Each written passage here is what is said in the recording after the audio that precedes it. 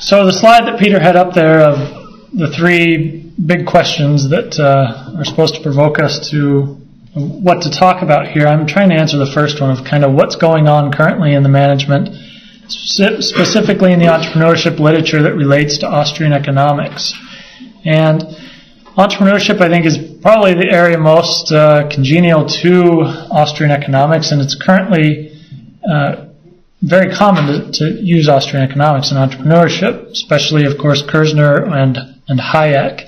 So I'm going to go through that a little bit. I have Waldo or Wally on here, depending where you're from, because the problem with the entrepreneurship literature is an ongoing problem of trying to identify what in the world is the entrepreneur. So trying to find Waldo in the picture, right? That's the analogy here.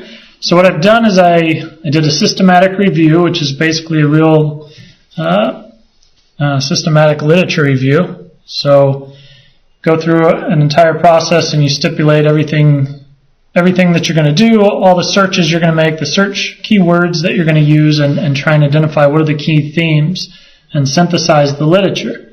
So it's kind of what doctors would do, looking at the literature before they come up with a new medicine or something like that. Okay, so I'm going to go through some of the main themes. But just so you know, this comes from the entrepreneurship division of the Academy of Management. This is kind of what entrepreneurship should look at. I'm just highlighting the blue here. So you see largely from the lens of Austrian economics, right? Here we have it from the Academy of Management Entrepreneurship Division. We talk about alertness, which is Kirzner's idea, discovery, Hayek, knowledge, or role of information would be Hayek as well. So in trying to give you a present perspective of the entrepreneurship literature, hopefully you can see Austrian economics is fairly important. It's more used than any other economic theory in the literature. So part of the problem with economics, this was some research done in 2004, is in leading economics textbooks, the words entrepreneur and entrepreneurship really couldn't be found in the index. Even when they were found in the book, it was like a table or a note, right? A side note on half a page. Baumol, Neoclassical, basically says it's a specter which haunts economic models, so it's hard to find who the entrepreneur is. These two authors wrote a couple books, and they've written quite a bit on the entrepreneur, and at the end of the book they said despite all their attempts, and they go through a chronology of all the major economists starting with Cantillon, and they say despite all of our attempts and whatnot, the entrepreneur remains an elusive figure. Okay, so what I did was try to go back, as I just did in my presentation earlier, to Cantillon and figure out what happened. Right? Why is it so hard to define the entrepreneur in economics and vice versa? So I kind of mapped out the literature. So some of the main themes in entrepreneurship and as well as economics. And originally I had these two as overlapping, right? Where in the middle was Cantillon, so that's where it all started and kind of branched out. Of course, neoclassical theories, basically they talk about entrepreneurs being more talented. Okay, of course, entrepreneurs are a homogeneous lump of individuals in these models. They have a measurable degree of risk. Okay, so every entrepreneur is given the same amount of risk in the model, and they're all termed innovators. Which probably, again, goes back to Schumpeter. So Kirzner talks about these entrepreneurs being sort of automated maximizers. So they're basically reduced to a mathematical formula. So in the model, if there's a problem with the entrepreneur, it's just a problem with arithmetic, right? So you change a few equations and numbers and whatnot, and you produce a better model of entrepreneurship. Okay, so in my paper, I eventually said that this leads me to conclude that the neoclassical theory of the entrepreneur is essentially entrepreneurless. Okay, so it's basically non-existent. So I want to go through some of these main themes now. And instead of giving you specific ideas, I'm trying to map out the literature so hopefully you can take some ideas from this, ideally. So the first ones were creative destruction and innovation, and I gave this example in the Cantillon talk, so I don't want to go through it again, but for those that weren't there, of course, Cantillon mentions it's the circular flow of economic life, and basically there's three options. Either we're in equilibrium or we're in disequilibrium, right? So that would be the second option. And I guess the third option of two parts would be either we're tending toward equilibrium, meaning the entrepreneur's equilibrating function, versus the entrepreneur that comes in and destroys equilibrium, which is the Schumpeterian entrepreneur, through the creation of new combinations. Okay, the next theme would be uncertainty and risk. Of course, this goes back more explicitly to Frank Knight. Risk is dealing with probabilities. It's more insurable. It's calculable, like rolling the dice, which means it can be minimized. It also means it's not just a theory of profit. It's a theory of profit and loss, which is where the risk comes from. Different from uncertainty. Uncertainty is basically, the future is just not knowable, unknowable. It's because of uncertainty that entrepreneurship exists, where entrepreneurs come in and forecast and use their judgment to identify ideally profitable opportunities.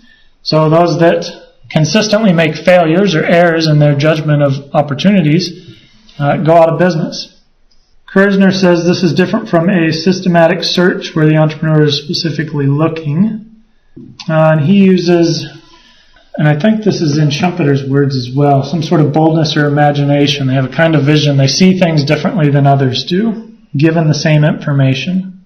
Okay, entrepreneurial opportunities, and this is where I got a lot of this from Jeff, actually, which is really good. Now, Scott Shane, here, this is one of the most quoted articles on entrepreneurship, which was in the Academy of Management. Is that right? Mm-hmm. Is that what it was? And he's written a book called The Entrepreneurship Opportunity Nexus. Is that right? Something like that. But Individual Opportunity Nexus. That's right. Individual Opportunity Nexus. Anyway, and he comes at it from the more of an economics background. And he seems more susceptible to Austrian economics. You probably know that better than I do, but susceptible, like a disease. That's right. He's not immune to it. So, in the literature, opportunities can be subjective or objective. They're subjective according to the entrepreneur, but they're objective in the sense that if the entrepreneur makes a profit out of these opportunities, that means it was an actual opportunity that could have been pursued by anyone. Jeff makes the distinction here of whether or not opportunities are generalizable, meaning they can be generalized and others can take advantage of them. Whether they're accurate, meaning making a profit or not, and timeless. Okay, so let me just go through to the next one because I'm running out of time a bit. And you can come back to the more, during the discussion. Yeah, that's right. Okay, so talking about the origins. So here, this picture, if you can't read it, it's Rudolph's guided sleigh rental, right? So create an entrepreneurial opportunity, a business out of this opportunity. Talking about where do opportunities actually come from? And again, this would get into more on an ontological or epistemological perspective or question, which I think is also fundamental, and that's an area for research, I think. Anyway, it's due to information asymmetry. So this is a very big theme of, right, we're all here, we're all participating in the same sort of event, yet we're all interpreting things differently, we have the same information, but even given that, we have information is imperfectly distributed. It's understood in a subjective, imperfect way, maybe. So entrepreneurs are discovering ideas and they're equilibrating in this way, which is the main theme in the Austrian economics literature. So Kerzner says it's, and Rothbard is the same thing. We're moving towards the ERE, even though we'll never reach that. So through this discovery, entrepreneurs that make incorrect judgments, meaning they're making a loss, are eventually eliminated, and those that continually make profits are the ones that continue to exist. Thus, errors in the system become fewer and fewer. Of course, the problem with equilibrium models is everything's already given, right?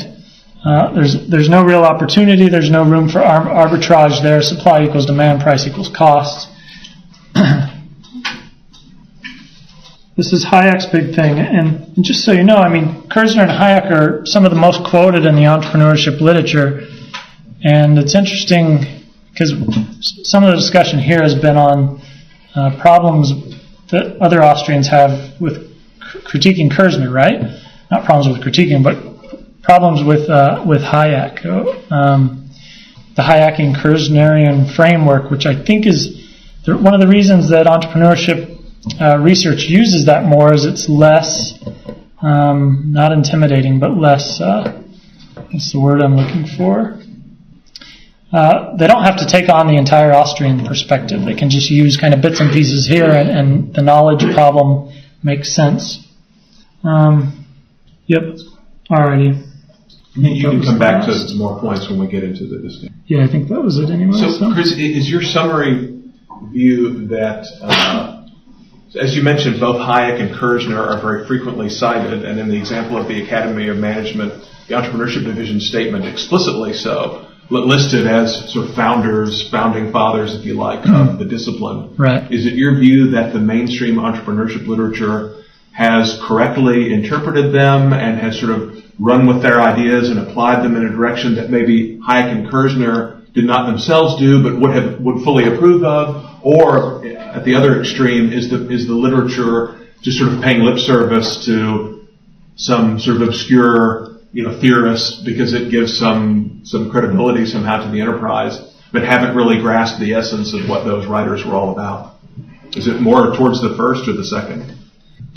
More towards the second. So, and I know you've mentioned this in a talk. I just listened to it again the other day, and how they've been misinterpreted. Kerzner's been misinterpreted and interpreted, and those opportunities now become research for like cognitive type research, right? So, how is it that person A understands an opportunity compared to person B? What is it that makes that person more alert to the opportunity? So, they're citing Kerzner's Competition and so what I'm talking about? An entrepreneurship book, right?